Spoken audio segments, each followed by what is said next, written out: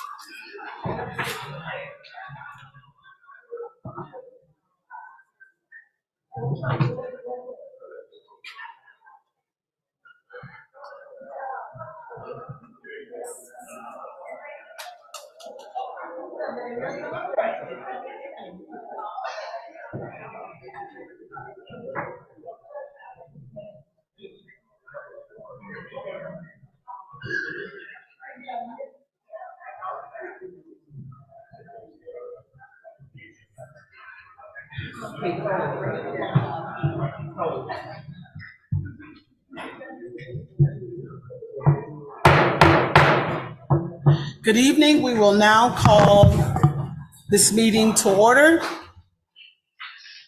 May we have the invocation by Councilman Robert Stevens. Excuse me, Vice Mayor. I'll help you out tonight. I'll help you out tonight.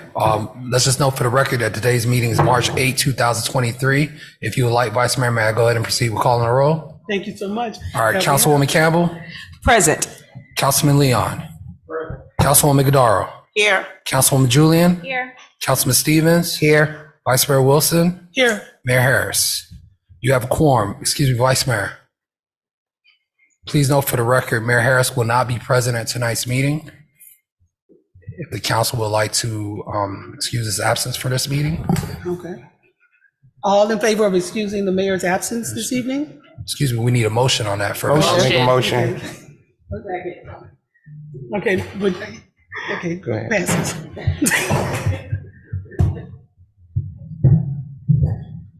All those in favor? Yes. Aye. All right, motion passes. Thank you. Now we're on to invocation, pledge allegiance and invocation.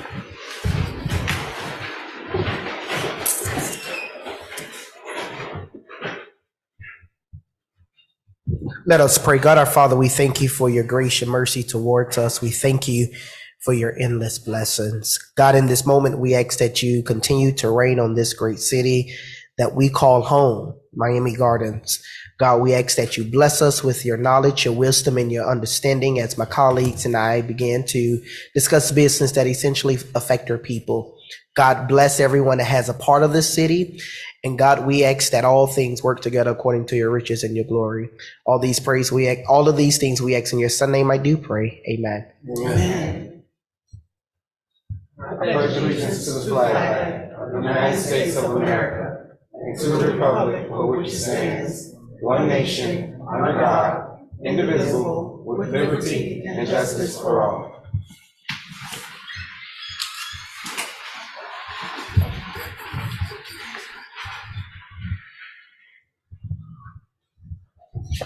Okay, so now we are on to the approval of the minutes. Excuse me, Vice Mayor Council. I'm gonna go ahead and withdraw the minutes from this evening's meeting. Okay, and so now, are there any items to be pulled or added to the pulled from the consent agenda at this time? Excuse me, Vice Mayor.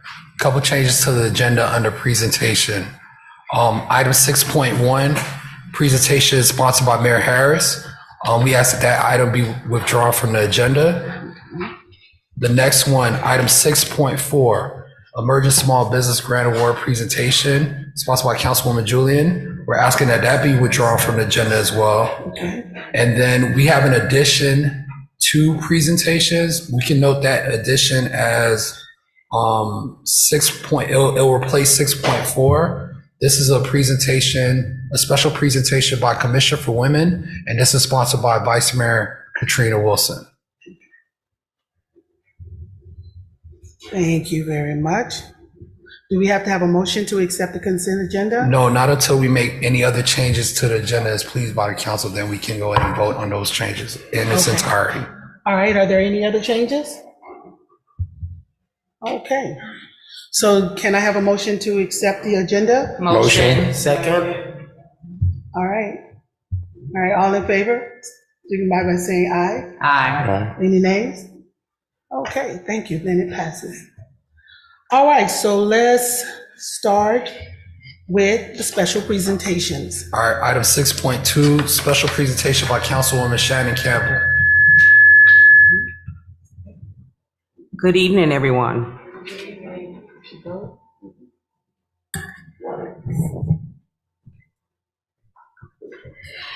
As I call your name, could you please step forward? I would have greatly appreciated it. Madam Attorney Sonia Dickens. Assistant City Attorney Vanita Nelson. Chief Pratt. Deputy Chief Brown. Paulette Murphy. Laura La Liberty. Murtha, and I'm not even gonna try to say your last name. Lisa Fuentes, Joan Bizpot, Melissa Negron.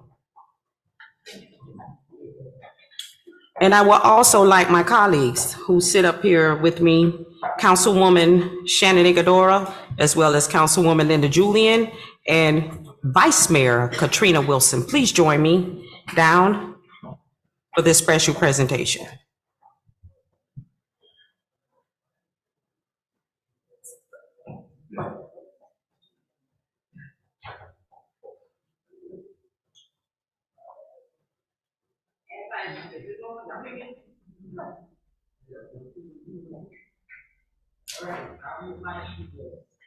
As you guys know, where I am, Councilwoman Shannon Campbell, and today is International Women's Day. And I wanted to recognize and love on all the women that see to it that this city is ran properly in a proper way. So this gift from me to you all is just a token of my appreciation for your hard work and what you bring to the city of Miami Gardens. And let's continue positive forward progress together.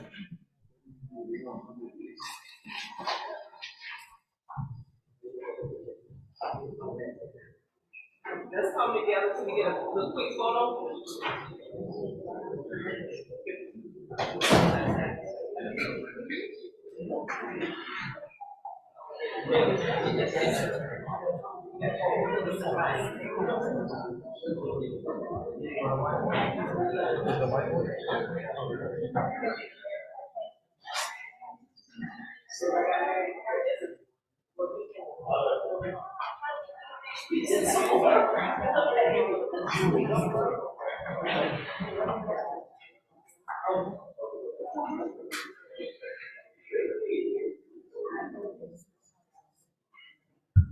And also Tamara Watley, I'm sorry.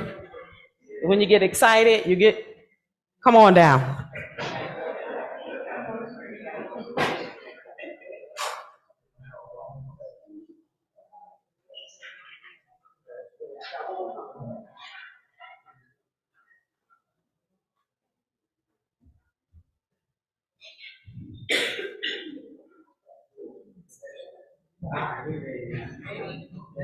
All right.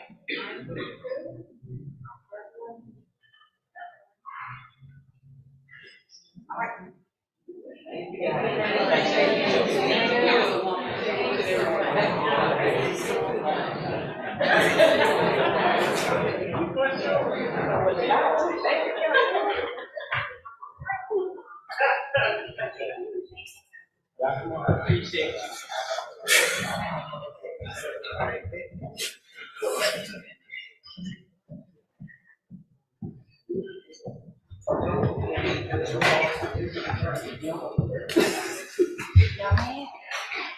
Okay, now we will have another special presentation for the 2022 Hispanic Heritage Month Essay Contest, presentation by Councilwoman Linda Julian.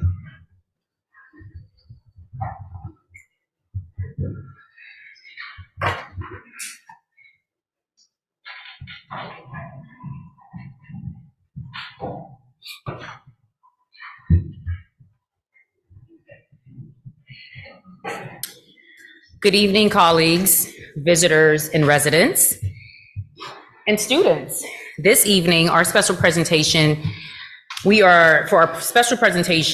are recognizing the 2022 Hispanic Heritage Month Essay Contest Scholarship winners. At this time, I would like to start off with our third place winner, Jalen Walker from Norland Middle School. I'd like to call Jalen up here so that the essay can be read.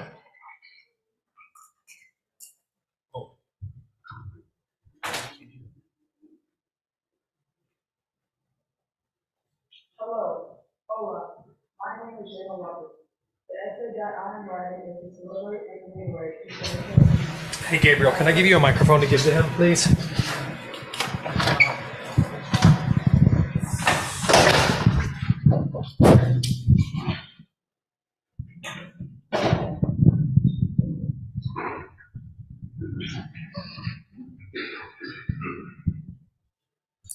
Hello, hola, my name is Jayla Walker. The essay that I am writing is to celebrate and commemorate Hispanic Heritage Month. I first got familiarized with Dominican culture about 5 years ago at my then elementary school, Crestview. In the first grade, I met a student by the name of Javier Tamares. He is from Spanish descent and his parents' name were originally from the Dominican Republic and moved to the United States in 2004. Javier and I became best friends throughout the past 5 years. We would laugh and joke about how different our cultures are. For example, Javier loves to play soccer while I love to play basketball. On the weekends, Javier volunteers at a local nursing home guiding and assisting the elderly. Even though we attend different schools now, we are very much in touch. Now, you may wonder, what makes Javier such an inspiring person? Well, he's always happy to help, has a 4.0 GPA, a member of the National Honor Society, and of the 5,000 Role Models of Excellence. In conclusion, I strongly feel Javier Tamares is a very outstanding person and contributes to society in a variety of ways. By the way, did you know people nearly speak 400 different languages throughout Latin America? And if you think that's interesting, a city in Brazil called Sao Paulo is one of the largest cities in the world. Astonishing, right? Now, if you excuse me, I'm off to get some tacos. Adios. Ladies and gentlemen, this is Jalen Walker, and he attends Norland Middle School, and I will now present Jalen with a scholarship for $200.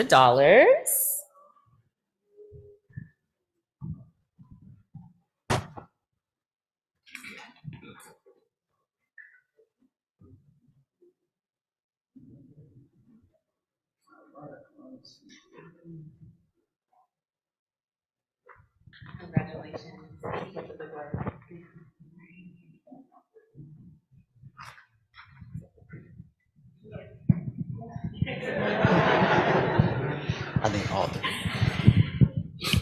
At this time, I would like to call up our second place winner, Dejea Hardy, who attends Miami Norland Senior High School. Dejea? Good afternoon, everyone. My name is Dejea Hardy, and I am the sophomore class president at Miami Norland Senior High School. There are many notable Hispanic Americans, and I, along with many others, wish that I could highlight them all. However, I will recognize one Hispanic American for her talent and perseverance in her entertainment career. Rita Moreno, originally Rosa Dolores Alvaro Marcano, was born in Puerto Rico and moved to America with her mother after she had turned 5 years old. She began her career in New York at 13 years old. She earned her first role in Broadway as Angelina from the film Skydrift. As she rose in her journey, the role that she is most known for is Anita in West Side Story, and she became the first Hispanic actress to win an Oscar for Best Supporting Actress award. Moreno is an inspiration because she started her career at an early age and continued to better herself. She is one of the 14 people who have earned all 4 major honors in the entertainment business, the Emmy, Oscar, Tony, and Grammy Awards. She is an important and positive contributor to our society because she was always an advocate for Hispanic representation in the film business. It has been noted how happy she was to receive the role as Anita because she was finally someone that Moreno could relate to and enjoy playing. Moreno is an icon of Hispanic pride and prowess in not only entertainment, but in America's Hispanic history because she is a beam of light for anyone who wants to follow a path to their own success.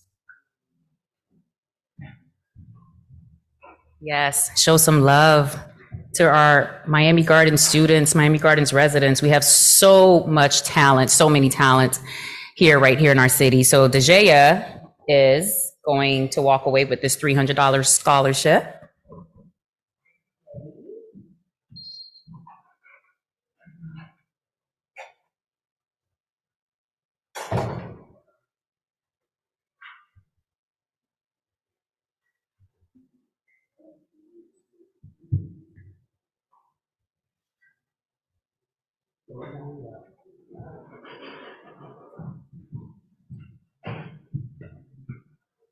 And at this time, I would like to call up Lily Hill. Lily attends North Day Middle School and is our first place winner. Lily? Hello, my name is Lily, and today I'll be reading my Hispanic heritage essay. Okay. Celia Cruz was an important female Afro-Latina singer who popularized salsa music, helped Afro-Latinas embrace their heritage, and immigrated to the U.S. from Cuba. Initially, her career was dedicated to salsa. It was her passion. During her 6-year career, she revolutionized salsa music with her powerful voice.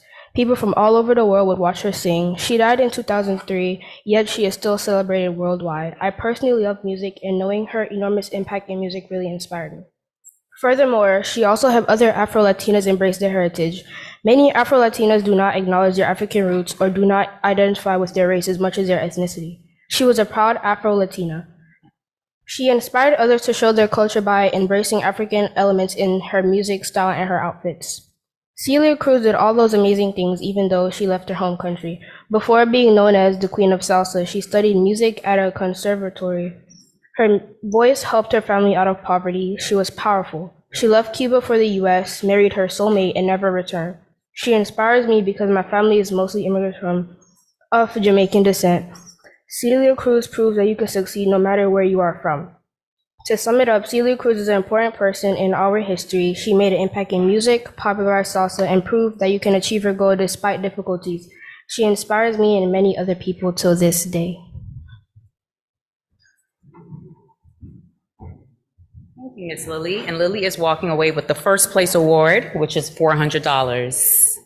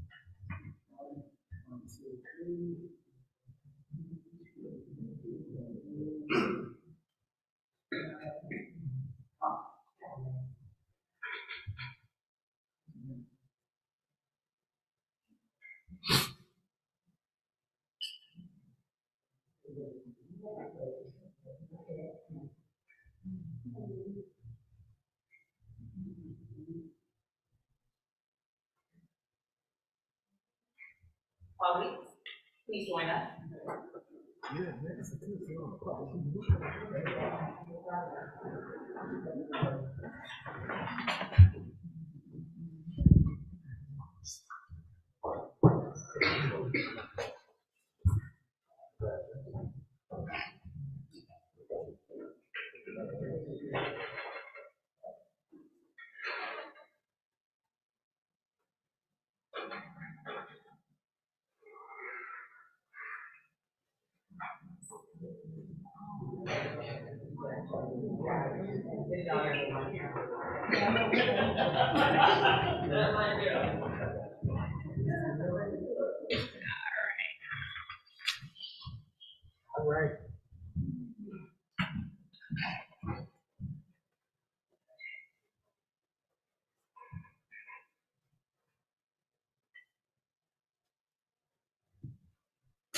Okay, so now, we will have to replace the 6.4.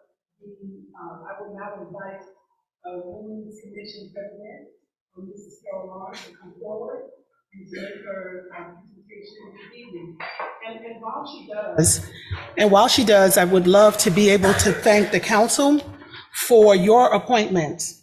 We have an incredible group of women that you will have an opportunity to be introduced to tonight, some for the first time and others you already know, but they are already doing an incredible job moving and getting ready to address the issues, concerns, and the priorities for women in Miami Gardens. And I tell you, on this day of International Women's Day, I decided that I would take a quote from their website. And it says that International Women's Day, they can challenge all gender stereotypes. They call out discrimination and they draw attention to bias and they seek out ways to be inclusive. It requires a collective activism. And collective activism is what drives change.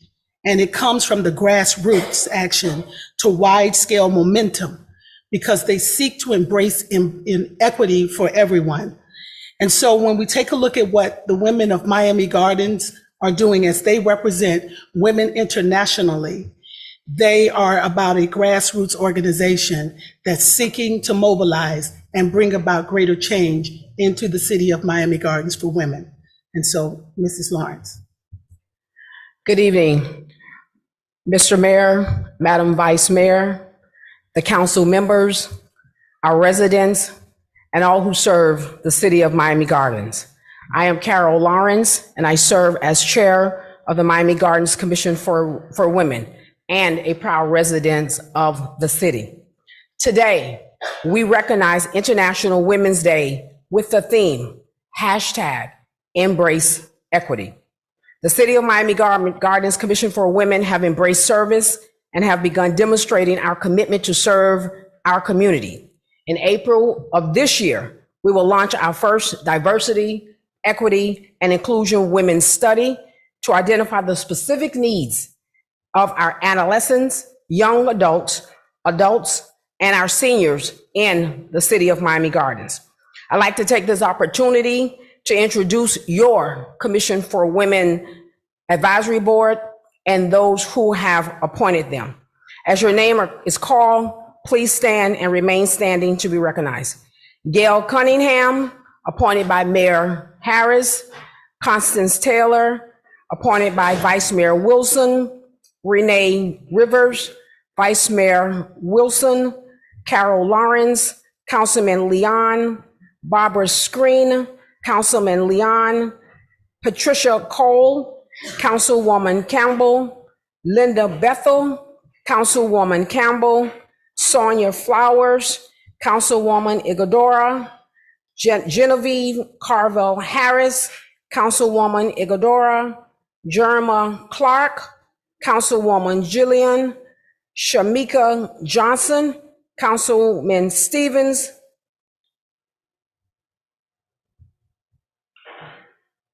The Commission for Women is asking for your support. We are your Commission for Women to serve our community. We are planning and will be implementing in compliance with the city ordinance a successful and equity and quality of life initiatives for the women that we serve in this community. And we thank you, and we look forward to having you present in those activities that we are planning. And we want to say thank you for all that you do for all of us on this wonderful International Women's Day. Sharon Mathis.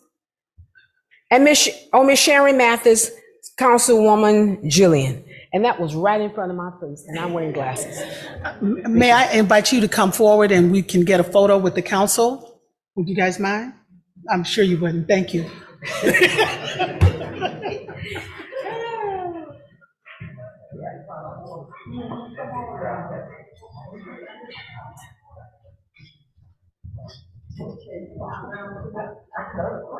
And they look so beautiful, right? And they have all of these beautiful colors, and they have these beautiful faces, and you and Reggie are wearing the right ties. Right?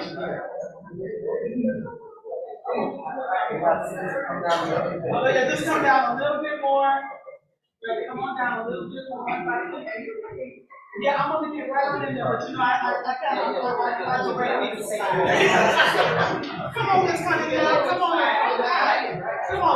yeah, come on. Let's have the phone out. Come on and get on. All right. All right, let's show you up in the end shot.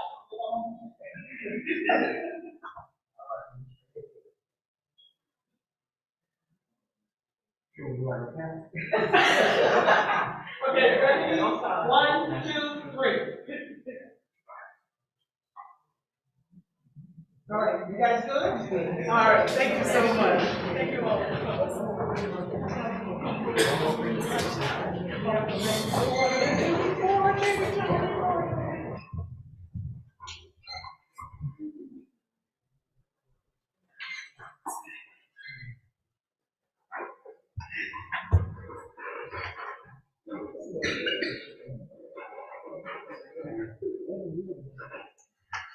Okay, and we will now have our next presentation by our city manager.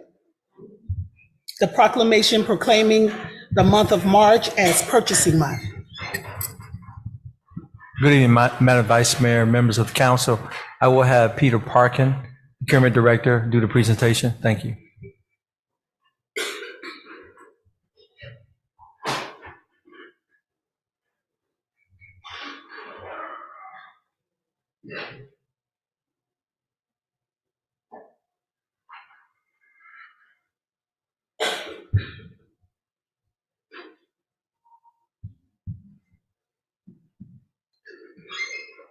Good afternoon, Vice Mayor and Council, City Manager. The National Institute of Purchasing has declared the month of March Purchasing Month throughout the United States of America.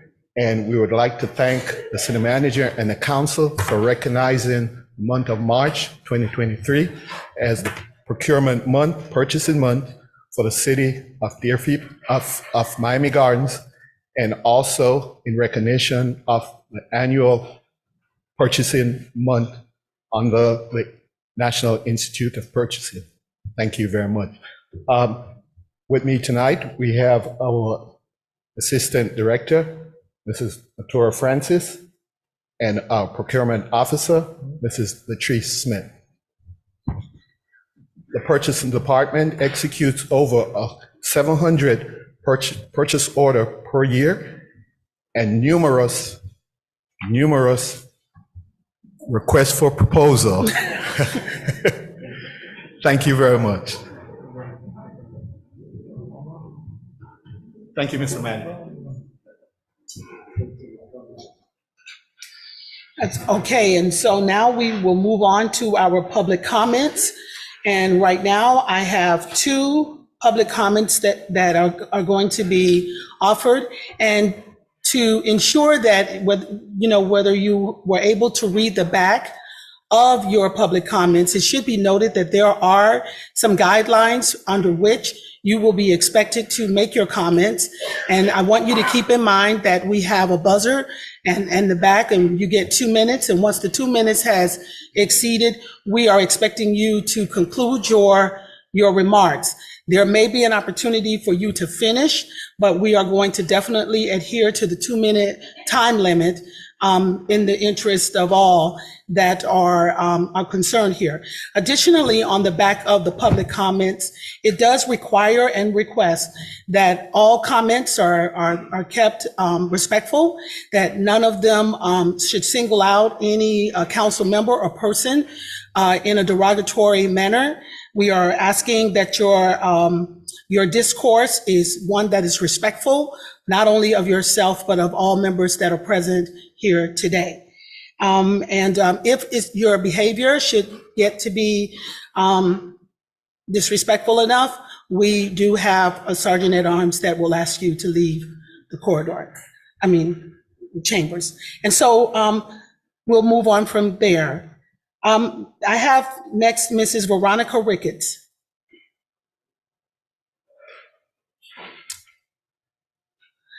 We're going to ask you to state your name and your address for the record. Good evening. My name is Veronica Ricketts. I live at 501 Northwest 191st Street. And I hope I'm at the right venue to voice my concerns, because there are a lot of accidents in my area, and my home has been damaged 4 times already by insured and uninsured motor vehicle people. I'm a resident of Miami Gardens, asking the city of Miami Gardens to engage in measures to effectively manage the number of daytime accidents that have plagued all residents at the intersection of Northwest 191st Street and Northwest 5th Avenue for many years. There is also a kindergarten on the corner, and sometimes children use the Cloverleaf Park by walking to the location. My property has been compromised 4 times by various motor vehicle accidents, and the neighbors affected 5 times. I paid for the repairs of the first impact to the fence on the west side. A Miami-Dade school officer chased a 12-year-old car thief, and this fleeing suspect careened onto my property and destroyed my air conditioner and the fence. I paid for the air conditioner through my homeowner's insurance, and it affected my premiums negatively. The third accident was by Miami Gardens Police Department, who crashed into the premises at the corner intersection and damaged the fences to both mine and my neighbor on the south side. Miami Gardens Police Department insurance paid for that. As a resident, I requested and got a police car stationed at the intersection for a while, and was instrumental in getting a 4-way stop installed by the county, but this does not stop the speeding. Efforts to get a comprehensive report from the county or Miami Gardens Police Department regarding the number of accidents at this location has been unsuccessful. On February 18th, okay. You may go ahead and close out, take about 30 seconds. Okay, my question to the city then is, my permit was given by the county, and if I need to make changes to fix the fence, who should I contact? Is it the county or Miami Gardens? Is there a protocol for installing additional security measures on the inside of the property? And if so, can the beautification fund offered by the city be used to fix that? Mr. Manager, is there someone that you would direct to Mrs. Ricketts to give her some advice in terms of how she should? Good afternoon, Vice Mayor. I'll have someone follow up with her. Okay. Thank you. Mm-hmm. What will happen, Mrs. Ricketts, is that the city manager will have someone to contact you to give you some direction in terms of how you should proceed from here. You're very welcome. Okay, next we have Mr. Vincent Manussi.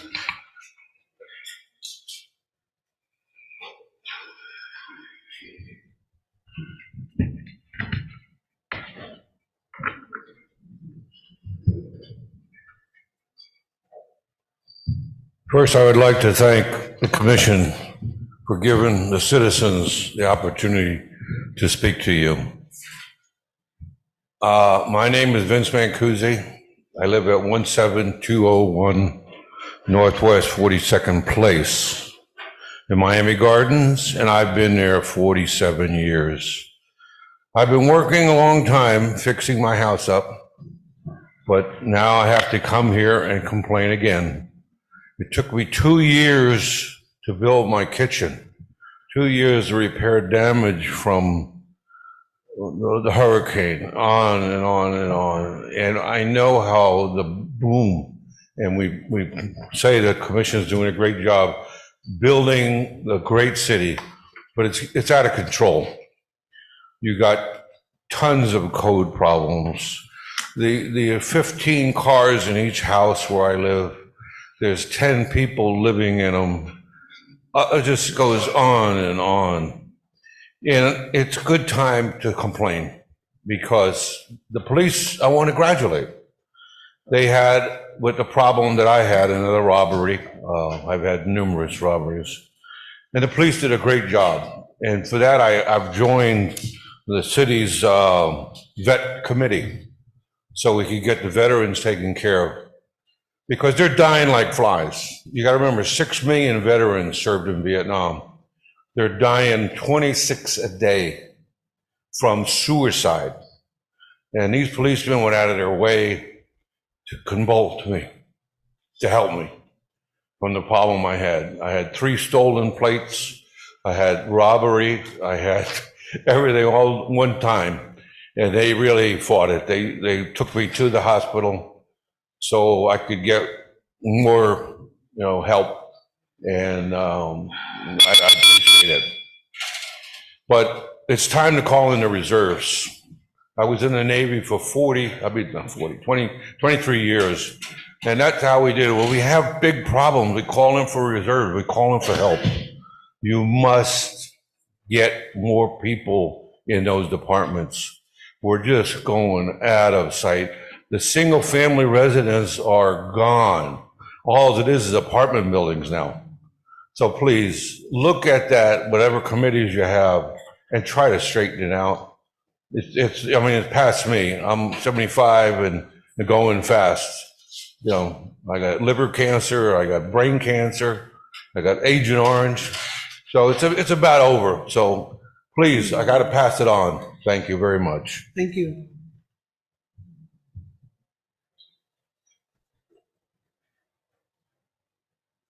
Okay, that concludes our section on public comments.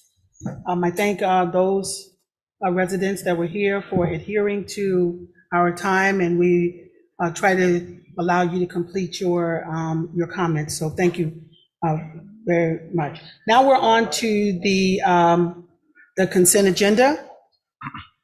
Item 11.1, a resolution of the City Council, City of Miami Gardens, Florida, waiving park rental fees for Carroll City Park and authorizing the use and waiver of all costs associated with the use of the City of Miami Gardens Showmobile for a total amount not to exceed $2,909 for the Chief Halls LLC's Chief Hall Picnic on Saturday, April 8, 2023, provided for adoption representation, provided for an effective date, and this is sponsored by Mayor Rodney Harris. Item 11.2, a resolution of the City Council, City of Miami Gardens, Florida, allocating $1,500 from Councilman Reggie Leon's Public Affairs Special Events account to support St. Thomas University's inaugural Bobcat Brawl Battle of the Bands and College Expo, provided for adoption representation, provided for an effective date, and this is sponsored by Councilman Reggie Leon.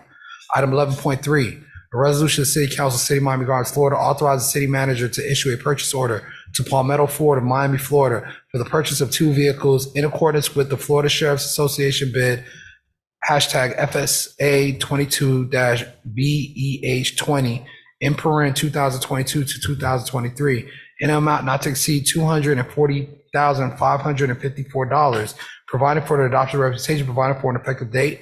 This is sponsored by the city manager, and that is your consent agenda. Okay. Can I have a motion to? So moved. Okay, all in favor? Signify by saying aye. Any opposed? Okay. and Excuse me, the can someone repeat the second? Who seconded the motion? Thank you, Councilwoman. Okay, so consent agenda passes. We're now on to resolutions.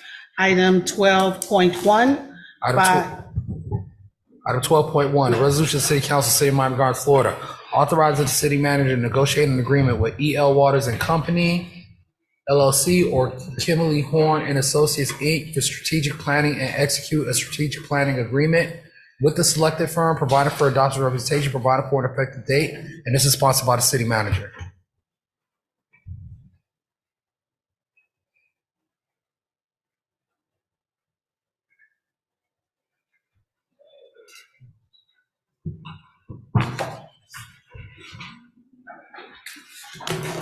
Madam Vice Mayor? Yes.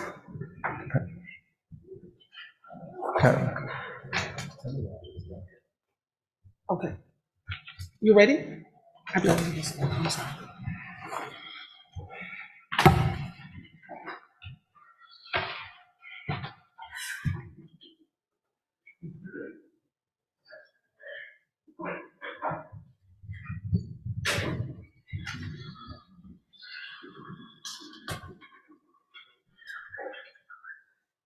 You ready, sir? Yes. Okay.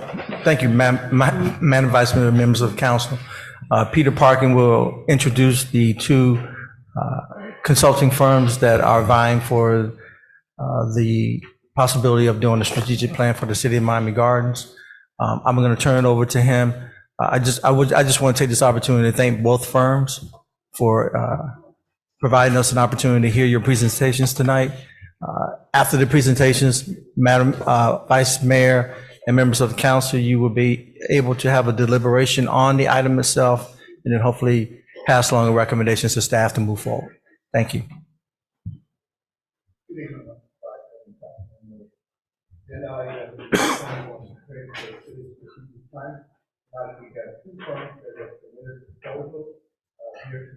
Make presentation to the council.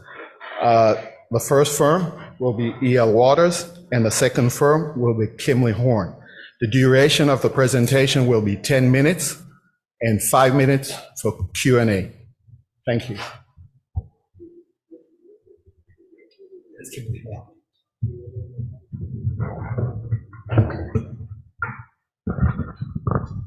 I'm sorry, before the presentation, I just wonder, is there any handouts?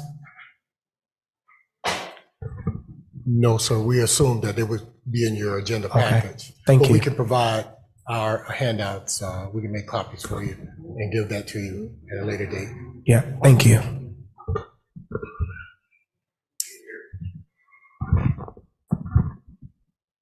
Testing. Turn the volume up.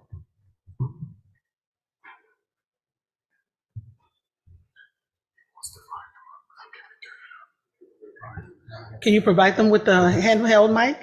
Can that be a little bit better? I can do that. Cut that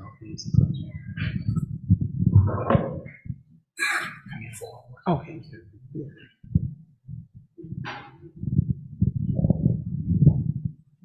Testing. Good evening, members of the City Council. For the record, my name is Elbert Waters, E.L. Waters and Company, LLC, and I'm here with my colleague and partner, Gail Burks-Williams, who is with CMA Enterprises. We're here tonight to speak in reference to the solicitation pertaining to providing a strategic planning presentation, strategic planning process for the city of Miami Gardens.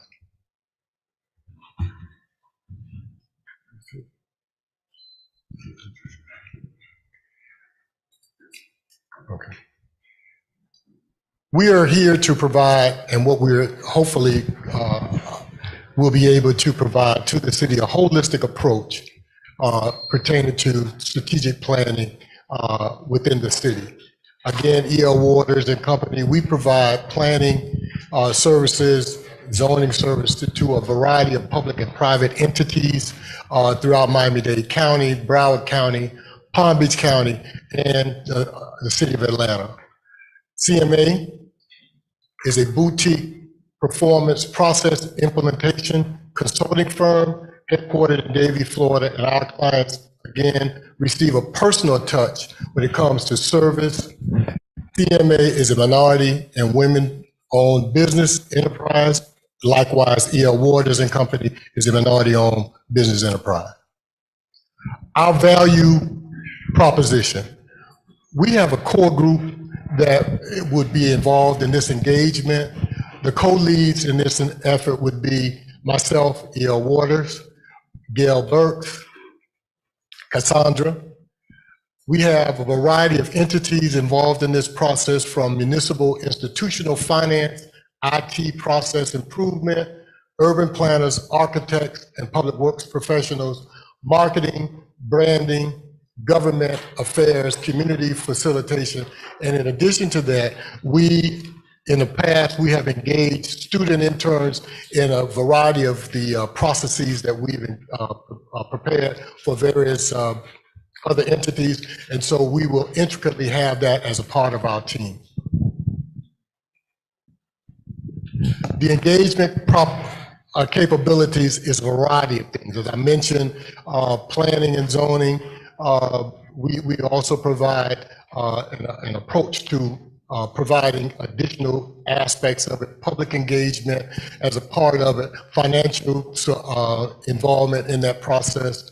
We also are involved and have the expertise to provide these types of disciplines.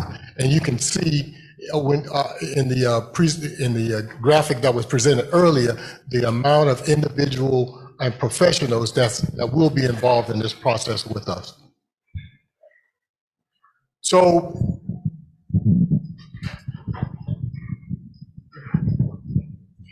good evening. The technical steps that we get involved with when it comes to our strategic planning process allows us to do an inside-out, outside-in approach. In other words, we don't just look at your facilities or the external dynamics, but it takes an internal gap analysis that we get involved in looking at your current state, where you want to go, and ultimately through the strategic plan determining what that future state looks like and the resources that you would need available to bring about that holistic perspective of growth and prosperity. Our focus when we look at your strategic planning process and the actual implementation of the actual working plan itself is 3 steps. We look at revenue streams first, because after all, you are a business. And we want to know and understand, what does that mean in terms of what you have now, what's slipping through the cracks, and what can be enhanced going forward.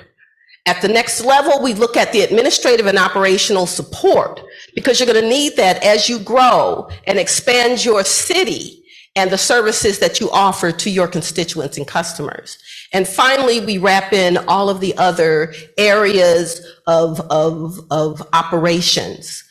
But as you can see in that bar below, what holds up the city, in our opinion, is that customer. And that customer being your constituents, your key stakeholders, city staff, residents, businesses, and everyone sitting on this agenda here, this dais today, for example. Our work plan is very simple. It's universal, as Mr. Waters has shared with you. We work in 3 phases with an optional 4th phase. The first phase is our mobilization phase, where we build the right team, and then we work in tandem with you to look at the external and the internal aspects of your organization and how it needs to run either smoother, better, and cheaper, better, faster. I'm a Lean Six Sigma Master Black Belt practitioner, and we look at how can we make it efficient for you, but customer first. In phase 2, we step into that data collection phase, where we start connecting the dots for you. And we look at best practices, not just around the region here, but on a national level.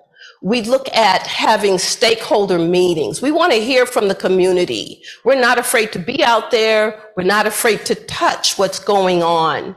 And then when we come inside the house, we look at the gap analysis of the operations, your IT, your administrative support, your operational aspects of it? Are you tackling the cybersecurity issues that touch your organization? We have a cybersecurity specialist on our team. The third phase is where we build those recommendations and findings in our detailed discussions with you. And then we workshop the findings in a how-to session with you so that you understand how to work your roadmap and script it in your discussions with you. And finally, one of the things that we pride ourselves on in this collaborative is that when we're done with the written version of this plan, we are there to help you along the way in ensuring that it's successful and that it's integrated into the operations of the ongoing City of Miami Gardens itself.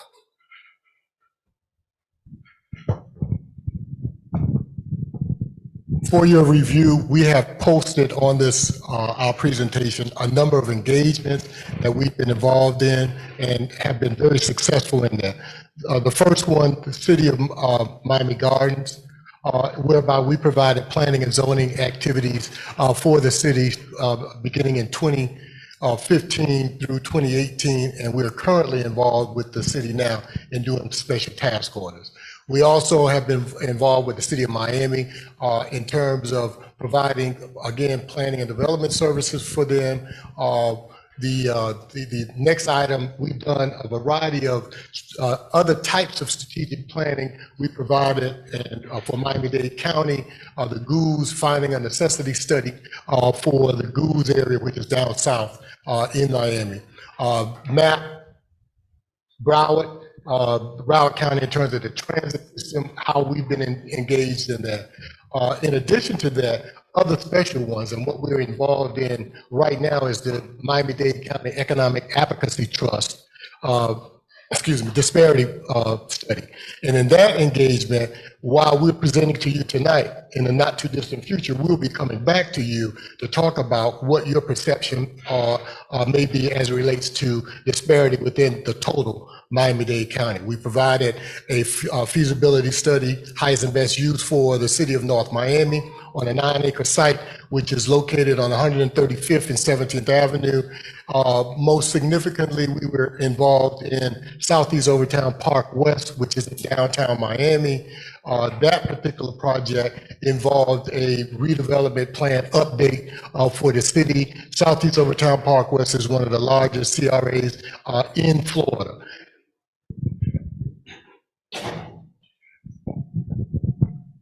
I'm not going to continue, but a number of engagement we've had, we are showing you the amount of expertise and the breadth and the depth of our field set that will allow us to be successful in working with you and the staff and administration involved in this strategic planning effort.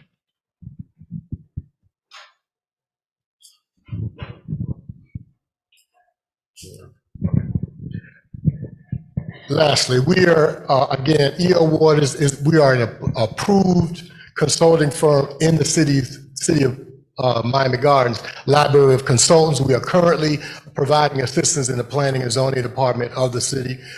We are looking at and pricing will be determined based upon the predetermined fee structure that we will be involved in this process, but we are looking at it as a proposed investment for us.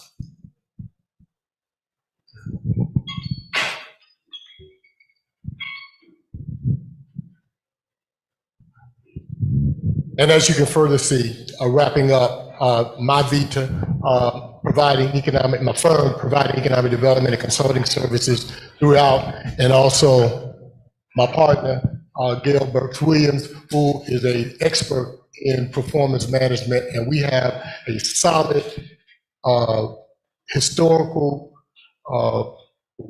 international in terms of personnel involved with us. And this is not just the first time. We've been doing this for a number of years, and we think that we can bring that line of expertise to help the city in moving in the direction you would like to take. So with that, I'd like to thank the manager and you for allowing us to make this presentation to you. We'll provide, answer any questions that you may pose to us. Thank you. Madam Vice Mayor? I have a question. Albert, thank you very much for your presentation. And as a point of clarity, your presentation was embedded in the council agenda, so we were able to follow through. My question for you and your team, what's the time frame do you think, give or take, that'll take to complete phase 1 through 4? We do like, because we are dealing with a full municipality, anywhere from 12 to 18 months. No more than that. It gives us the opportunity to work without disruption. That's key for us. Because we would be working internally with departments, divisions, and so forth. Thank you. You're welcome. Any more questions?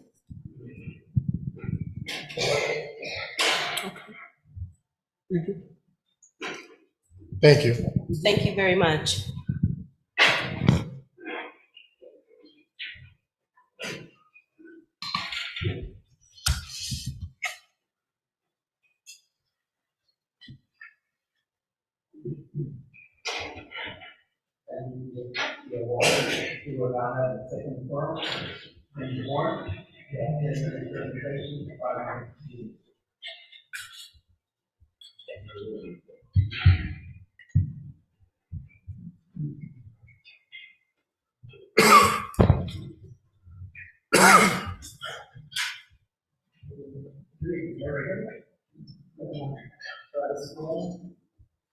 Try it one more. There we go. Good evening, Madam Vice Mayor, members of council. For the record, Kelly Klepper with Kimley Horn and Associates. With me tonight is Mr. Stephen Stansberry and also Mr. Jonathan Whitehurst. And on behalf of our entire team, we do appreciate the opportunity to be back here before Miami Gardens tonight. Kimley Horn, as you know, has enjoyed a very long and prosperous relationship with the city for a number of years on a number of fronts, whether it be engineering, planning, land use, transportation, and infrastructure. What we believe tonight is I'll call it the A-team that we brought here tonight as part of our overall presentation. And a couple of things we just want to be able to talk about in the timeframes that we have. And we've had a very good series of discussions, both with Peter and with Tamara, with the selection committee. And what you've kind of come to see, especially from some of our approach and some of the things you're going to hear from Jonathan and from Stephen, is that we are a very diverse team, diverse in our backgrounds, diverse in our experiences, diverse in our expectations as a team, and coming up with those new and novel ideas that are needed for a strategic plan, especially community much like Miami Gardens. At the end of the day, so what you'll see is, as part of this, we're going to talk about some common themes that we normally see. We're going to talk about some in-reach and outreach. We're also going to talk about some, I'll say, portions of the process, whether it's the North Star, and we're going to talk about that quite a bit. So the other thing that we are here to say is, this is the team that we believe will help the city move the needle in not only a vision, but implementation. So when we talk about a strategic plan, we also realize it's not just a land use plan. It's not your comprehensive plan. It's not a CRA plan. It's not a visioning plan. There are multiple themes that go into this. A lot of which you can see right here, which you can see could take the form of aspects with respect to community health, public and community safety, economic vibrancy, the environment, mobility, housing, and more importantly, equity across all levels.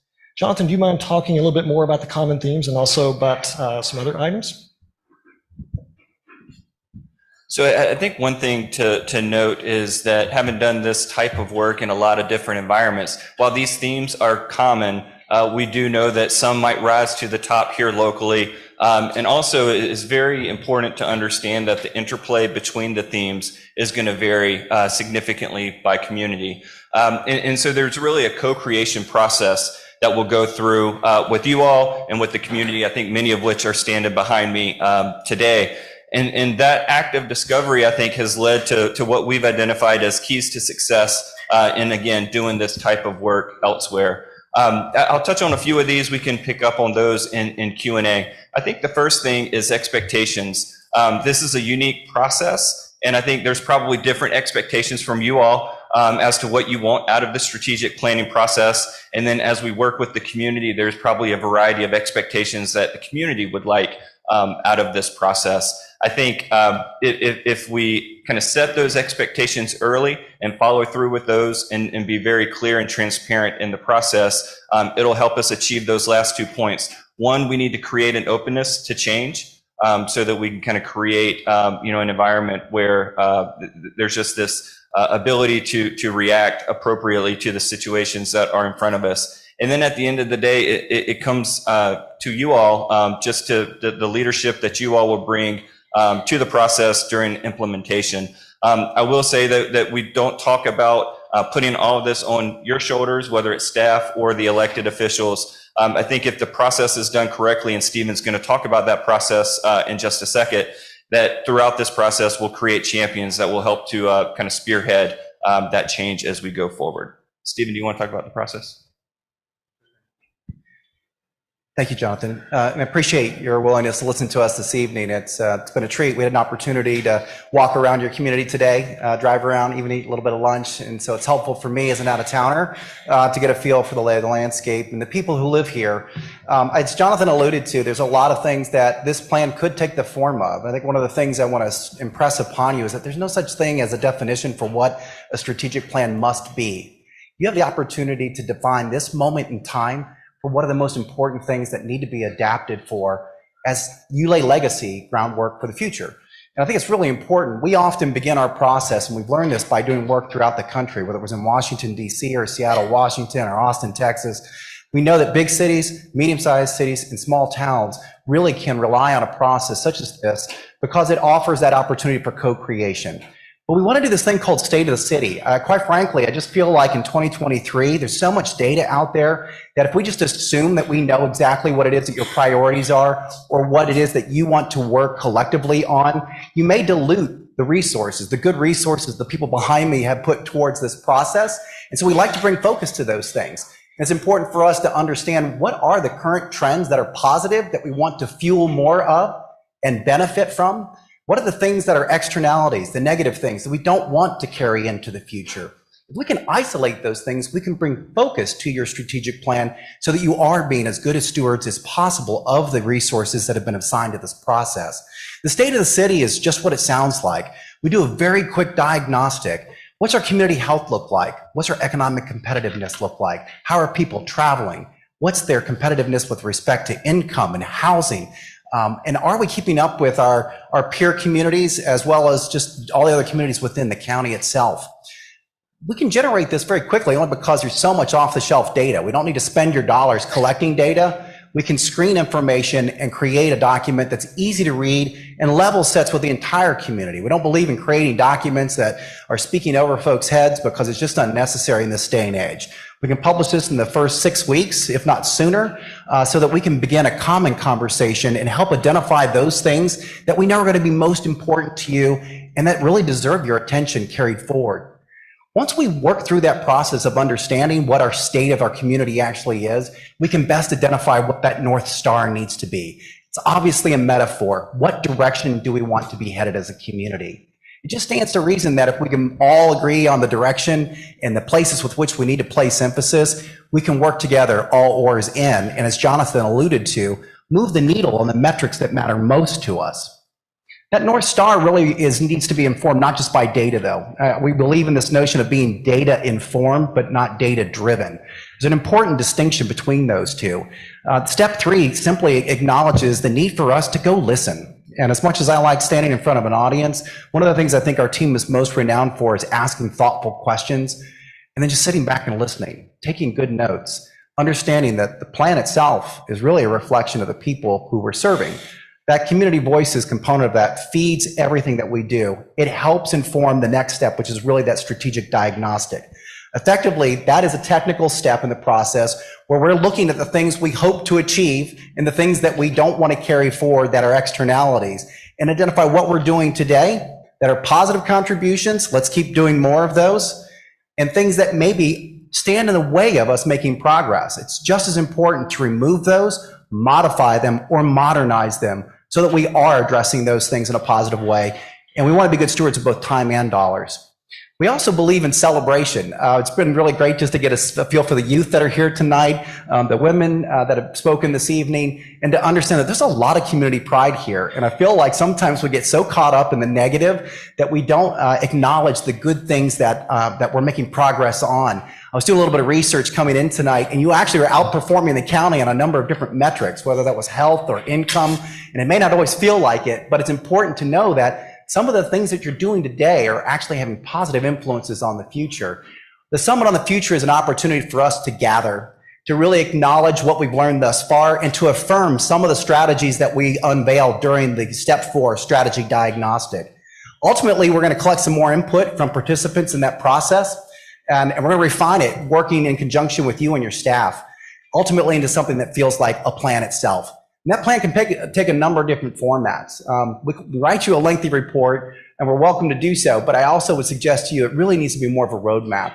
What is the playbook for the future? What are we going to put in place today that's going to be a decision that impacts tomorrow? And that we'll curate that with you together, whether that's a brochure, whether that's a technical report, whether it includes some multimedia, but it's the kind of thing that we want to be sure that we're respectful of the people that paid homage and made a commitment to the process, and that it's really written for them as much as it is for you as a council, because ultimately I would fully expect they're going to have people show up and hold that plan in their hand and speak from this dais and hold you all accountable, right, for making positive steps towards positive change. At the end of the day, we do a lot of this work around the country. I don't mean to oversimplify it, but it really is no more complicated than the 6 steps that we outlined above. Identifying what it is that we want to make an emphasis on, and ensuring that we're taking intentional steps towards making positive change. And at the end of the day, I want to be sure we left a few minutes so that we've got some Q&A. Thank you. Okay, do we have any questions? Any points of discussion? Okay. Madam Vice Mayor. Councilwoman Shannon Campbell here. I just want to say I appreciate your presentation, first of all. I like keywords for me was positive, because everyone knows that's part of my motto. So, and moving forward, those were key for me, and I appreciate your presentations. The question I have is more related, because you say you do not need to spend our dollars. Can you kind of elaborate on that just a little bit and explain what does that mean when you say we do not need to spend our dollars to make this happen? Yeah, sure. Grab the right microphone. Happy to clarify. Essentially what I'm getting at is you only have so many dollars to spend on a process like this. One of the things we really like doing at the beginning is to almost come to you and do a whiteboard session. Let's kind of work through what the plan needs to be, because quite frankly, I don't think you've had the opportunity to define that as a group just yet. We'd love to help facilitate a dialogue with you to ensure that we're bringing focus rather than assuming what ingredients need to be in this plan. Because as I mentioned earlier, there is no prescriptive requirement for a strategic plan. This is your opportunity to do whatever you would like to do with it. On top of that, what I was getting to about being both good stewards of the dollars and not diluting the planning process and bringing focus is that there's so much good information out there that we would want to begin with. So there's no need for us to go out and, for example, buy information. There's so much of that we already subscribe to that we have possession of. And that's the same for EL Waters as well. They're going to have the same kind of access to that information. So I don't want to suggest that we have an advantage that anyone else may not otherwise enjoy. But we are very keenly focused on ensuring that the dollars you put in generate outcomes that align with the things that matter most to you at this moment in time. That may be a distinction in our two processes. Madam Vice Mayor? Yes. Thank you for your presentation. My first question, which would essentially be a question for both, have you all created a plan for a municipality already? Have you created a plan before? Have you worked with the municipality and created? Several, yes. Can you give me an example of a few, please? Sure, and these range anywhere from being, remember, a strategic plan could be something about a focus on economic competitiveness. It could be something that feels a bit more about a growth strategy, the how and where we grow. Well, let me give you what I'm asking for, a holistic plan for the for the city, what we're asking for. Yeah, absolutely. And I don't know if you want to give some Florida examples first. Go ahead, go with your national, and I'm going to hit the Florida ones. Sure. So we recently authored the Move DC plan for Washington, DC. Here again, working to align transportation, health, safety, and economic development. That was a big effort, connected with 1% of the daytime population of the district. If you're familiar with DC, you know that's a big number. We're presently in the process of doing a similar process where we're aligning comprehensive planning initiative growth strategy and the transportation plan for the city of Seattle. Takes into account a full policy diagnostic as well as an operational assessment. We've done similar work in Austin, Texas, Charlotte, North Carolina, Savannah, Georgia, Tallahassee, not too long ago. And maybe that's probably too much national things. Actually, I was going to say the Tallahassee one, plus, well, I thought I turned it off for a second. So having lived and worked in the state of Florida for the last 18 years, both in a public sector component as well as a private sector, we've been partnering with communities, small communities, as well as the larger ones. Hardy County, City of Wauchula, City of Zephyr Hills, smaller ones, of course. We're working with Port Orange. We're working with Sebastian. We're working with some of the other, I'll say, county-wide initiatives at this point. So from that aspect, I'll say piece of the puzzle. And there again, as Stephen said, there's not a defined recipe. So when we go in, we listen to what the community is saying and what they want to spend the dollars on. And then we start to craft whether it's more of a land use focus, an economic development focus, or a combination, even as part of a recreation master plan with an economic focus with mobility and the public components of that. There again, defining what is that strategic plan at the end of the day. Okay, so I just want to make sure. So you haven't had any you haven't had any dealings with any South Florida municipalities? We're currently in the process of assisting the city of Miami with what I would call more of a mobility plan. It's a strategic mobility plan that does align with the community health, safety, economic development as well. But it's a first ever plan for them. So it's evolving, and it's also going to be something that's going to be feeding a regional plan at that same level. Okay.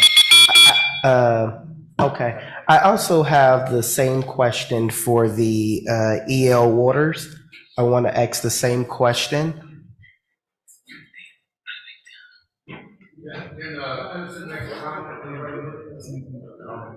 No.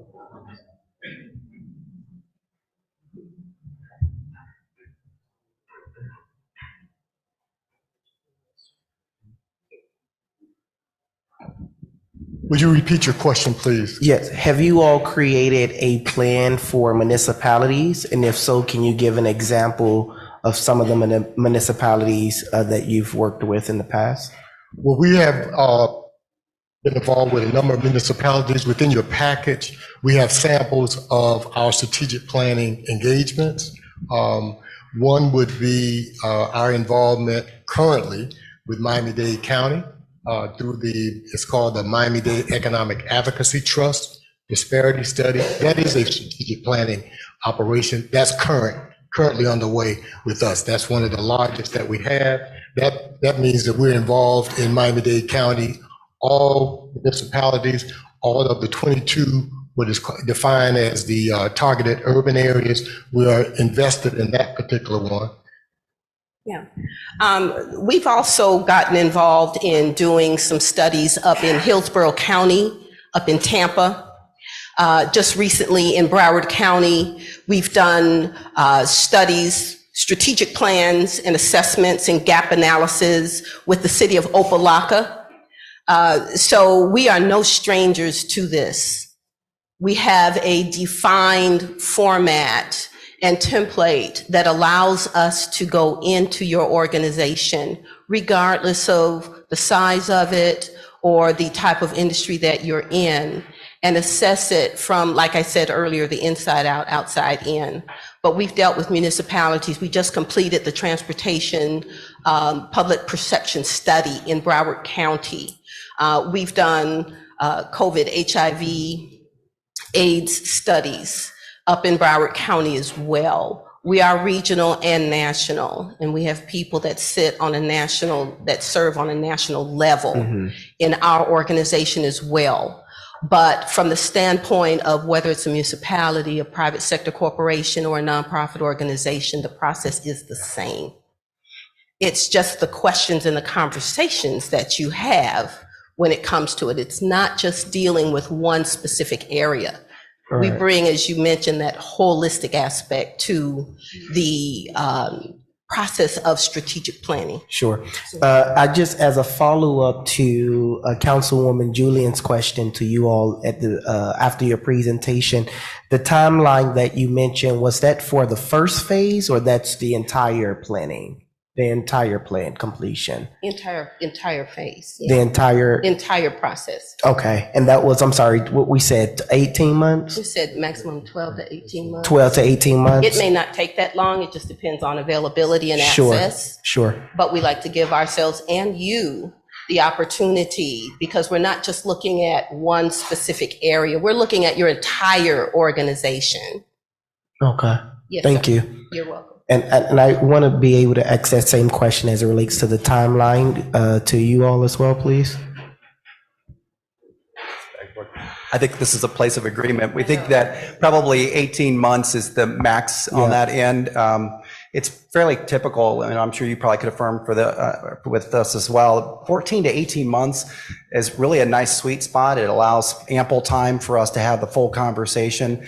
Beyond that, you start getting a little bit of fatigue. I would suspect that your constituents, this group, is going to be wanting to know, what's the answer? Oh, absolutely. Yeah, so it seems to be a good number to pick. Okay. I have no further questions, Madam Vice Mayor. Okay. Are there any questions? Any more questions from the dais? Please. I think one of the things that's a differentiator for us as we work you through your strategic plan is you don't have to wait until the end. Again, as I mentioned, I sit in that Lean Six Sigma universe, and the Lean allows us to move you forward as we get to those stages. You don't have to wait 12 to 18 months to get started on improvements or enhancements for your organization or your division. It lets you move. So when you get to the end, you are literally already moving forward versus just getting started and mobilizing. Thank you. You're welcome, sir.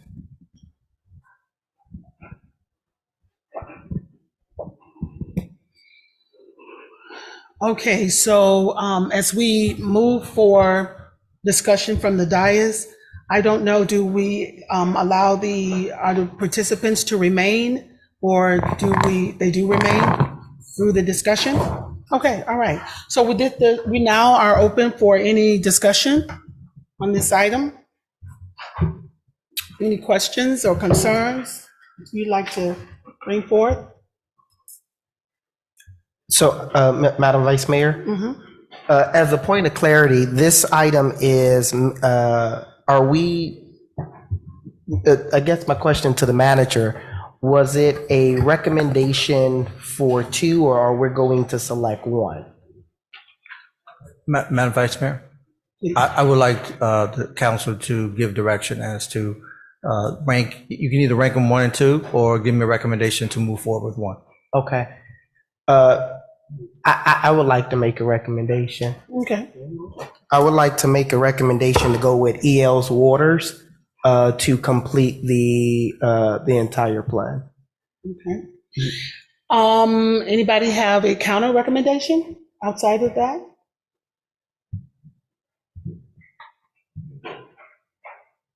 So just as a point of clarity as well, so the presentations were done here tonight, and so you want the council to make the determination and not the administration? What's the purpose? That was the purpose? Yeah, the purpose was to bring it forward to council and to get a recommendation from council regarding the groups, the group, what group you would like to see us work with. Okay. Through I the, didn't think that was. through the Vice Mayor, How? question. You have a question? Yes. Okay, go right ahead, sir. This is to the clerk. Should that be a motion or a recommendation? Which one should it be? Well, right now, the way the resolution is written, the resolution has both companies on there, so therefore it'd probably be a motion approving with the resolution with whichever company whoever's making the motion will want to see in that resolution. Okay. Just want to make sure we understood what position we're in. But I do have an amendment to what you're making a recommendation for. I'm open to hearing. Okay. When I take a look at both proposals, one of the things that I felt was lacking was a public relations component of how we need to engage in our community. And I would like to include or make a recommendation that since the Mosaic Group has done work with us, that they be considered as a part of our strategic planning process. Okay? And I would also like to be able to proffer my recommendation as well. I don't know how that works. You say that So with you, motion? Since he didn't make a motion, you can you go have to ahead. make a motion, so either, It's Okay, just so- discussion now. Yeah, so we're having discussion, and I'm saying that the councilman so I can make my point about which company that I Yes, would ma'am. like to have, and then Then you I'm just all trying to can get a make point of motion. order. Correct. Yes. A point of order, okay? That's how that goes? Yes, and Okay. then a motion would follow. And then a who? A motion would follow when you guys make the final decision as to what you want to do. Okay, all right. When I take a look at both presentations, I think that both were very strong. I liked both in terms of how the kind of experience that I believe collectively that we need to have to bring this diverse city to galvanize in a way that allows us to see our future. And when I look, as I was saying earlier, I think that what is incomplete is that I don't see the public relations, community relations side of it that has a familiarity with our community and has done some work, which is why I think the Mosaic Group, as a part of this whole strategic planning process, would be a team that I think should be brought in to this team that can work together.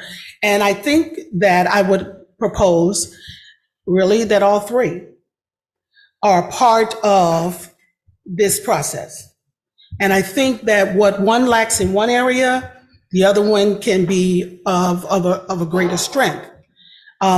They all both, the two companies that came before us bring to the table a tremendous amount of expertise in specialized areas. However, I don't see them as being sufficient enough to get us through collectively what we'd like to have, or at least what I believe when I look at a strategic planning process that we are going to need to be able to do.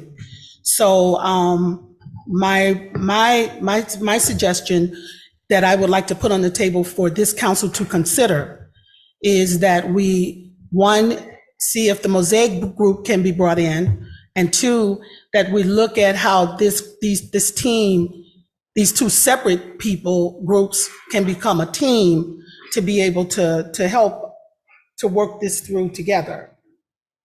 Is that a possibility? I know they got it. Madam Vice Mayor? Go ahead, 'cause yeah. Go ahead. So thank you very much for your comments, and I clearly see your vision here. But now my question is, does this interfere with the RFQ process? Because if you're making the suggestion to consider the Mosaic Group, they weren't included in the RFP process. So then we would have to go back out to bid. That's the first thing. And then the second thing is, as you mentioned, to see if the Mosaic Group would be able to participate in this process, but we don't know if the companies are able to, in their dealings as it relates to planning, if they're able to incorporate the Mosaic Group or any other public relations group for that matter. I think that's a question for this side, Bert. Manager, you want to speak first? Then I can speak.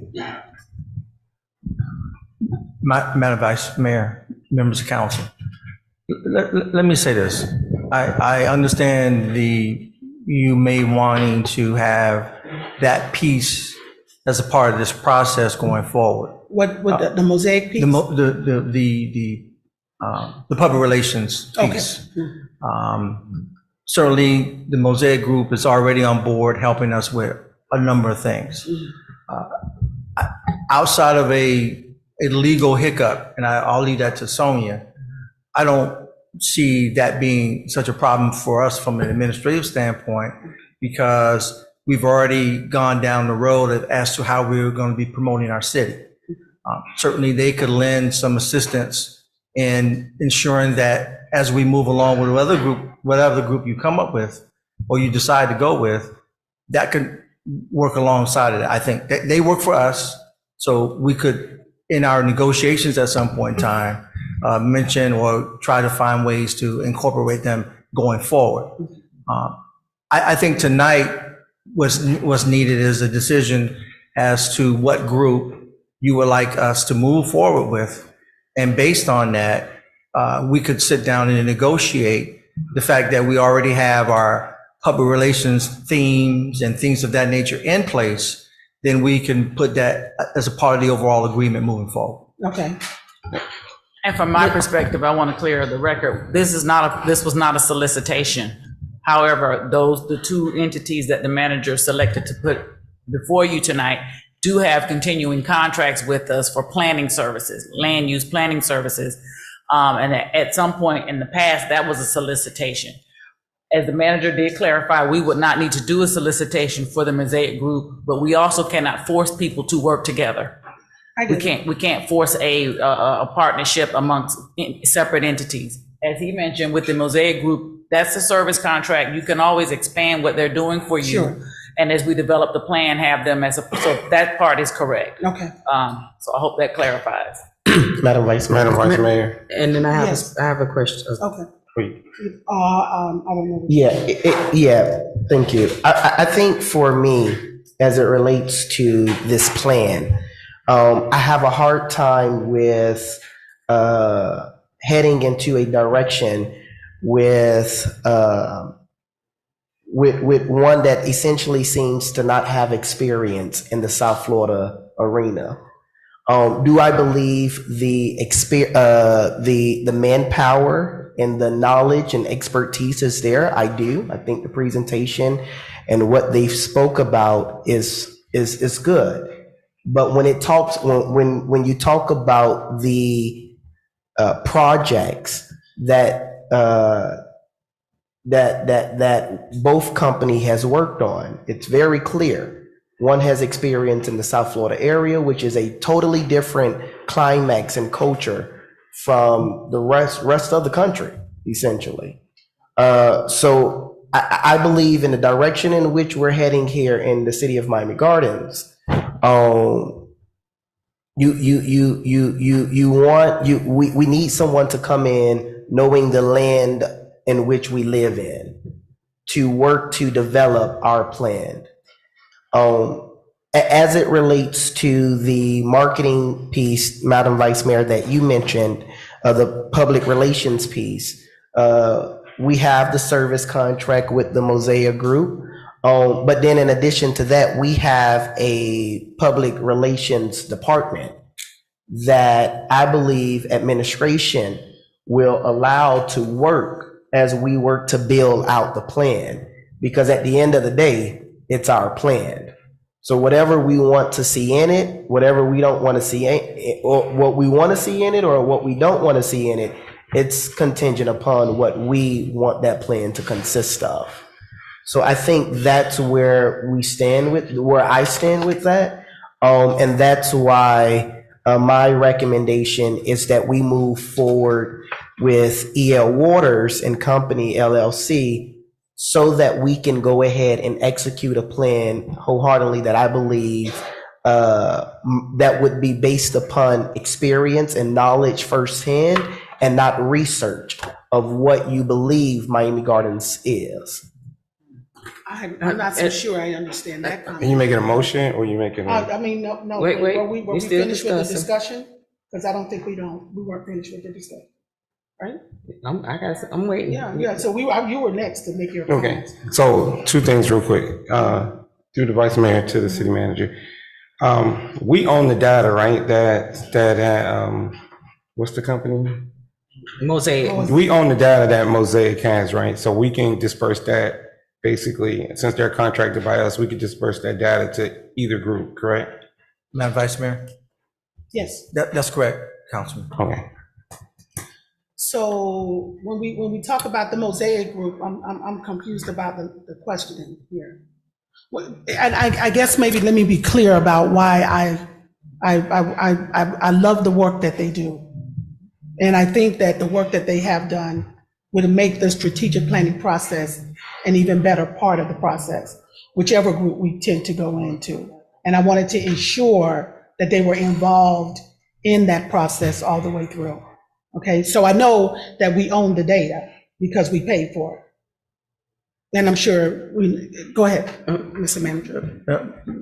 Madam Vice Mayor, council members, I'm not concerned about the Mosaic Group Right. being a participant in this process. They will be a participant in the process because they have to be.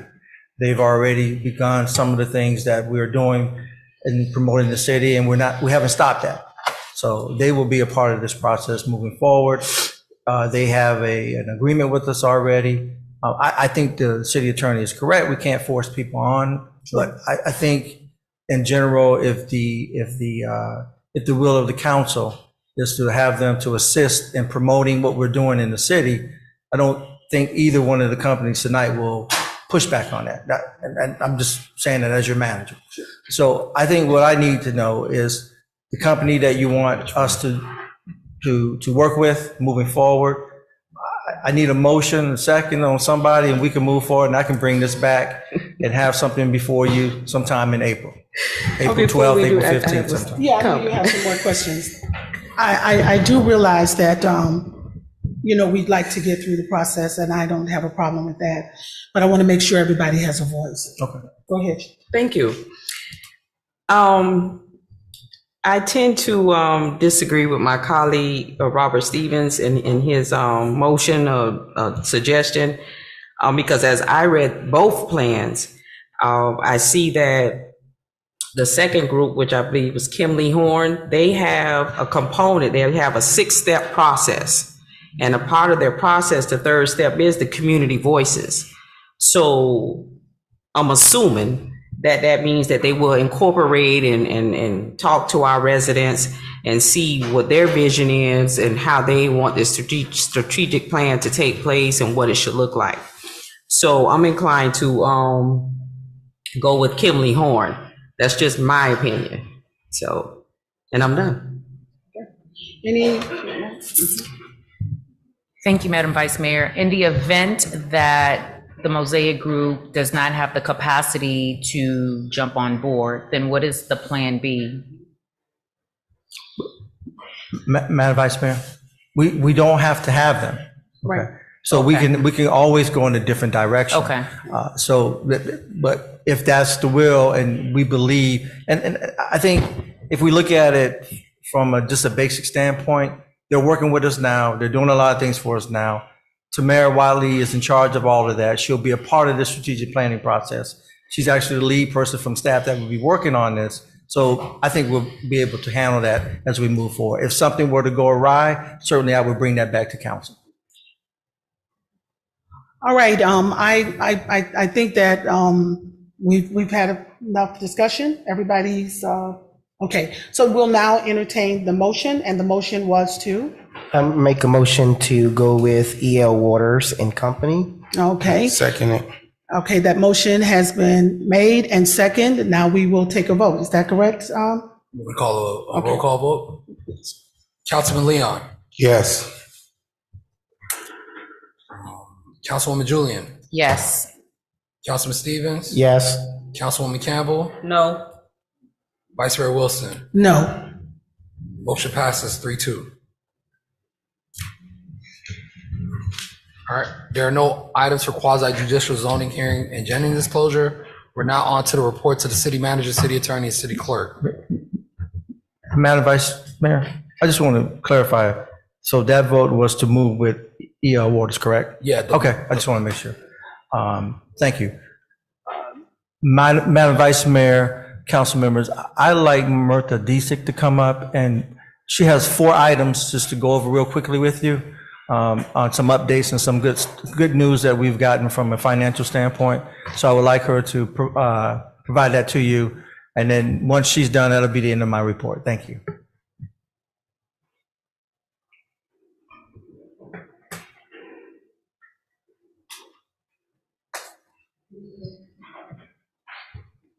Good evening, Vice Mayor, council members.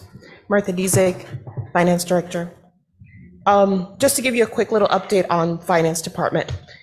We continue to work with our external auditors, Anthony Brunson, on completing our year-end audit and production of the annual financial report for fiscal year 2022. The budget team just kicked off the 2024 budget process a couple of weeks ago, releasing the instructions and data collection sheets for all city departments. Additionally, the city recently received great news on both the annual financial report, the last annual financial report, and budget document. Excuse me. The Government Finance Officers Association notified us that the city has once again been awarded the Distinguished Budget Presentation Award for its fiscal year 2023 budget document, which reflects the commitment of the governing body and staff in meeting the highest principles of governmental budgeting. In order to receive the budget award, the entity has to satisfy, excuse me, nationally recognized guidelines for effective budget presentation, which are designed to assess how well an entity's budget serves as a policy document, a financial plan, an operations guide, and a communications device. Budget documents must be rated proficient in all 4 categories and in the 14 mandatory criteria within those categories. Thank you. To receive this award. Ooh. Excuse me. With this, the City of Miami Gardens has received 19 GFOA Distinguished Budget Presentation Awards. The GFOA has also awarded the Certificate of Achievement for Excellence in Financial Reporting to the City of Miami Gardens for its annual comprehensive financial report for the fiscal year ended September 30th, 2021. This report has been judged by an impartial panel to meet the high standards of the program, which includes demonstrating a constructive spirit of full disclosure to clearly communicate its financial story and motivate potential users and user groups to read the report. The Certificate of Achievement is the highest form of recognition in the area of governmental accounting and financial reporting, and its attainment represents a significant accomplishment by a government and its management. This was the 15th consecutive year that the government has achieved this prestigious award. Thank you.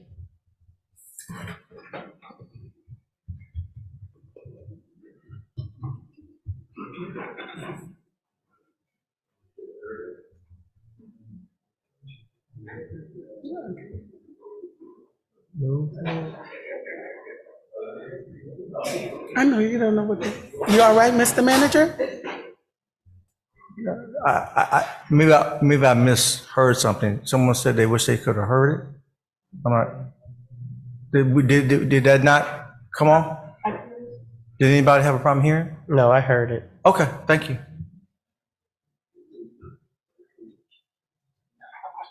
I may have a problem hearing. Come on. We got a little confused. Everything okay, Mr. Manager? Oh, okay, great.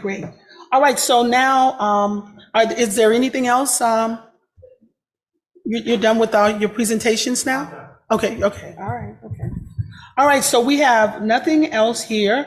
We're on to the reports of the city manager, city attorney, and the clerk. Madam Vice Mayor, council members, I have no additional report. Thank you. Sorry. I don't have a report, ma'am. No report. Oh, that went fast. Okay, the mayor left messages that you should only have 1 page. Thank you, Madam Vice Mayor, for your. Councilman Robert Stevens, and he told me that on that 1 page, it should only be 1 paragraph. Oh, okay. Okay, all right. All right. So I'll let him know whether you, Yeah. okay. all Good right, evening. There we go. Congrats on conducting your first meeting, Madam Vice Mayor. No, actually, it was my second. Oh, Yeah. okay. Yeah, thank you. This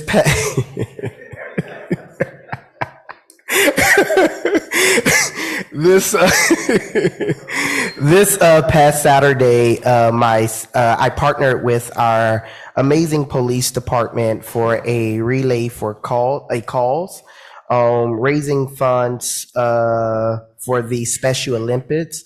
I want to put a huge thank you out there to Captain Hedrick. Yes, for organizing such a great event, and to everyone that came out and participated. It was a great success. Also, on this past Saturday, we completed the fitness challenge, our annual fitness challenge. We had three winners that came in, that was in place from third, second, and first. And then we had a bonus winner, which essentially came up before, I guess, who lost the most weight out of the challenge.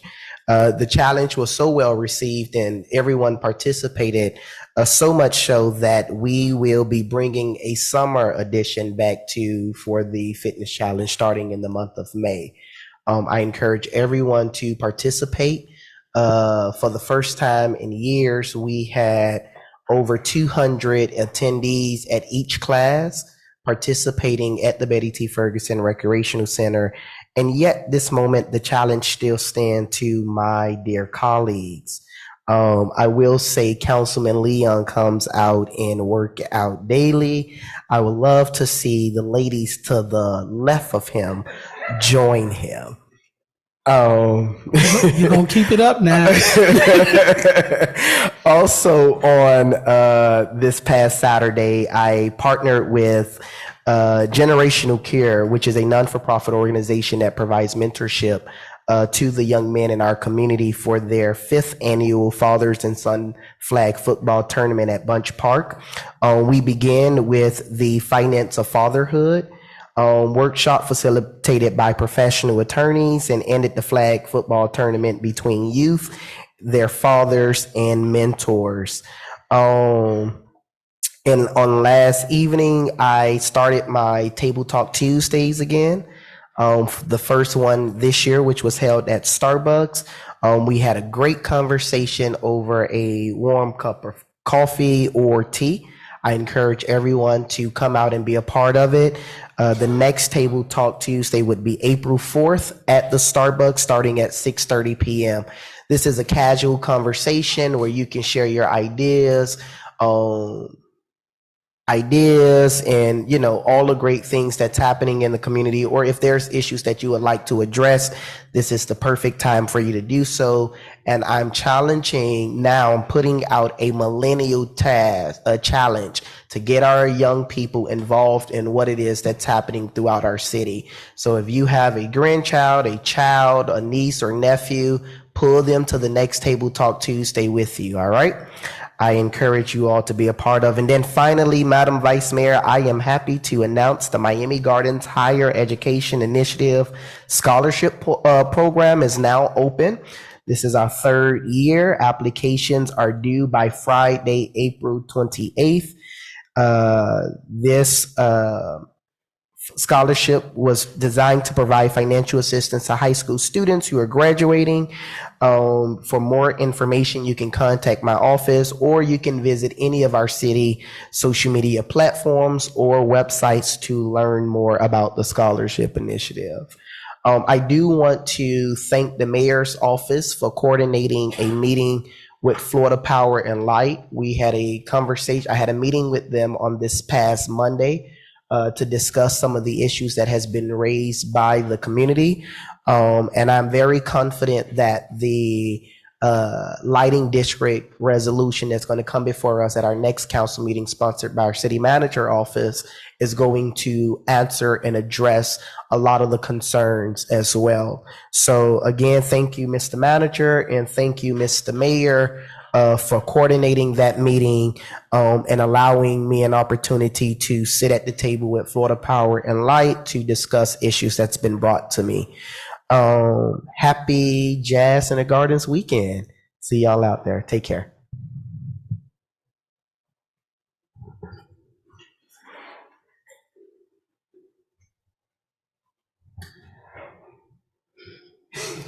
My colleagues, they're so wonderful. Okay, Councilman Leon. Thank you, Vice Mayor. Good evening. Happy women. I don't want to say Independence Day. Happy International Women's Day. We couldn't be here if it wasn't for the women that's in our lives, our mothers. I come from a single parent home. Only had a mother, and I wouldn't be here today. I wouldn't be the man that I am if it wasn't for her. And all of the ladies that are here in this facility that continue to help us. We come up with these crazy ideas, and they get right behind us, and they see it all the way through to the end. So I just want to say thank you. Miss Hickenbarger left, but I wanted to give her a special shout out today. She's been going through a lot for the last few months, and she loves her city so much that even though she's going through a lot, she continues to make it to the council meetings just to be a part of what's going on in her city. So I want to make sure that if she's listening now at home, or for those of you that know her, just let her know that we did recognize her today, that I did recognize her today on this International Women's Day. Moving right along, I want to thank the city manager's office, the mayor's office, and my colleagues that was here. Last week, we were able to host an international visitor, Dr. Nana Arthur. We made global news last week in Miami Gardens. Dr. Arthur is from Ghana. He's over 261 municipalities. He had the opportunity to come to Miami Gardens and understand some of our best practices so that he can take that back to his country and attempt to implement those. So we'll be doing some things with Ghana pretty soon, so I want you to look out for that. Also, because of this council, we were able to combat the homeowner shortage that's going on. This council approved a resolution that let us be able to take a part in the infill program, helping us build houses throughout Miami Gardens, being a part of the solution and not the problem as a city. And tomorrow we have our first ribbon cutting. It's in Councilwoman Campbell's area. The address is 20928 Northwest 39th Avenue. It's from 1 to 2 o'clock. And let me be clear, just because we are assigned to different districts, we see for this city as a whole. We may be elected by people that live in a certain district, but we have to take care of Miami Gardens as a whole.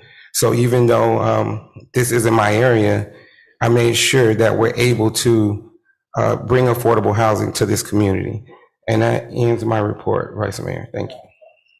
All righty. Okay, now, this Councilwoman Linda Jordan.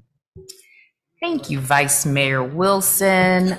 Mr. City Clerk, for the record, please allow it to reflect that I did attend the fitness challenge last week, Wednesday, at Betty T, and my councilman was not present. I'll duly note that for the record. Thank you, sir. I was away on city business. Thank you, sir. This past weekend, we held our second annual Youth Music Festival, and it was just extraordinary. Just to see the young students, Vice Mayor Wilson, you got to see them. You were there. You saw them in action, and Councilman Robert Stevens was also present. I mean, providing music access to the kids in Miami Gardens, allowing them the opportunity to play an instrument of their choice, allowing them to further their development is definitely an investment and something that we want to continue to invest in for years to come. Last year, 200 Miami Gardens students within the area participated from all schools within our city, majority of schools within our city. This year, we had 400 students participate. Now let that sink in for a moment. We were up by 100%. We are making moves. We are investing in our youth, and we want to continue this. Okay? So we were very happy to partner with the Miami Foundation. And I know you all hear me talk about the Miami Foundation a lot. And that's because they are doing amazing things across greater Miami. And I am making sure that the city of Miami Gardens has a seat at the table every single time in whatever they are investing in. So thank you very much for that. Seniors, calling all seniors age 62 and above. If you haven't heard, my office is providing you with weekly and bi-weekly golden tickets to cultural, art, affairs and events throughout Miami-Dade County. If you are interested, feel free to reach out to Randy Grice from my office and he'll make arrangements for you. So the next event is called the Art Ballet Theater of Florida, and it's taking place at the Aventura Art and Cultural Center. And it is taking place from March the 11th to March the 12th. This ballet is based on a Russian folktale about the town of Lamonia, where vegetables, fruits, and flowers live happily ever after. This is an opportunity and an effort to get our seniors to see what's outside of Miami Gardens. There are so many different events, arts, culture, dance, theater, you name it, that you all can participate in. And guess what? It is free of charge to you all. So you should have seen this flyer circulating. If you're interested, reach out to Randy Grice and he'll make sure that you have a seat at the table. And lastly, our Keep It Clean quarterly community cleanup is taking place on Saturday, March 25th at 8 a.m. We are cleaning up the area of Leslie Estates, Section 1, and we are meeting up at 19100 Northwest 27th Avenue in the Aldi's parking lot. So if you're interested, I encourage you to join us. If you have questions, reach out to Randy, and we are always, always, always looking and accepting volunteers. Let's keep our city clean together. And that's all I have, Madam Vice Mayor. Okay, Councilwoman Campbell. Thank you, Madam Vice Mayor. I want to start by reminding everyone that our monthly bingo is back. We took a break last month, but we are back on this coming Tuesday, 6:30 at Buccaneer Park. So be there. And my ladies, I got something special for you, so you better be there. You got to be there to get it, though. Secondly, I want to thank everyone for their support of the Battle of the Brands. I can't say enough about it, and I've already had a plethora of people hit me about the next one, and I don't even know when it is. But I do appreciate the support that's been coming through for the Battle of the Brands, because we do, like my colleagues have already said, we have a lot of talent here, right here in Miami Gardens, and storefronts right here with some young entrepreneurs, and we really need to support them so that they keep the city positive and they keep their focus on moving forward in the right direction as opposed to the wrong. My town hall will be still Zoom, March 21st, 6:30, tune in. And I want to commend Vice Mayor Wilson and Dewey Knight and the team that put together the Walt Frazier event at Carroll City Park, which is now Walt Frazier Park. That was, I didn't know what to expect. You know, I'm a sports fanatic, you know, being a former four-sport athlete, so I'm all about the sports. And I was just in awe of what I saw and all the athletes, you know, from back in the days, my little circle I ran in. It was good to see them. So I commend you, Vice Mayor, on your efforts. And it's always good to give someone their flowers while they're still on this side of earth. So that's what mostly stood out to me. And I appreciate you for doing that and your team. And I think lastly, but definitely not least, I want to thank Keep Miami Gardens Beautiful. They did a community cleanup in the Bajas on Saturday. So I want to thank them for their efforts. And I had the opportunity to walk the community and speak to some of them. the constituents there, they were just elated because they were tired of some of the trash, you know, even though we had a windy day the day before, they were just excited as I knocked on doors and talked to them that was taking place and that everything was looking nice and neat. And I appreciate you being in my backyard, the Valhas, of course, and you're welcome anytime. And that concludes my report. Oh, one more thing. Okay. Jazz in the Gardens is this week. Everybody enjoy, but most importantly, be safe. That's my conclusion. Okay, all right. And so finally, I'll make my comments. I too was very, very proud and just enamored with the Walt Frazier Park renaming. We had a lot of folks all through our county that Mr. Frazier impacted in his life's work. And I think he epitomizes for all of us is that we can get up and we can work every single day. But what's most important is the impact that we have as we go about our work and as we do our life's passion. And as we all up here and all of you guys out there know that we will be hosting Jazz in the Gardens this weekend. And it's a signature event that's just like the city was founded. It was also founded, and it's something that we look forward to every single year. But I echo Councilwoman's phrase, be safe.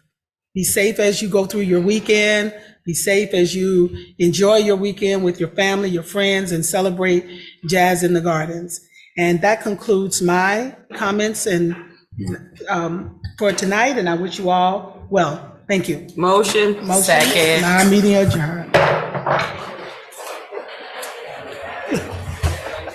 Get that right there. Let's go.